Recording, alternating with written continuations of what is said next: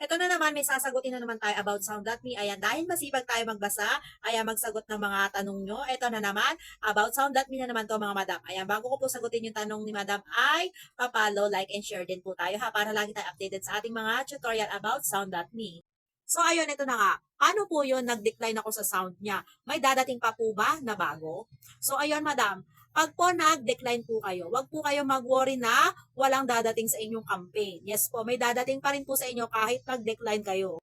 Dahil po ako ay minsan ay nagde-decline din ako. Kasi po yung mga video talaga, yung mga instruction ni Sound.me ay hindi ko kayang gawin, lalo na yung mga may pa-dance-dance sayaw pa. Minsan ay ang hirap talaga, hindi ko kayang gayahin. Kaya naman, dinedecline ko para naman may pumasok pa uli sa akin, mga campaign, may dumating na bagong campaign.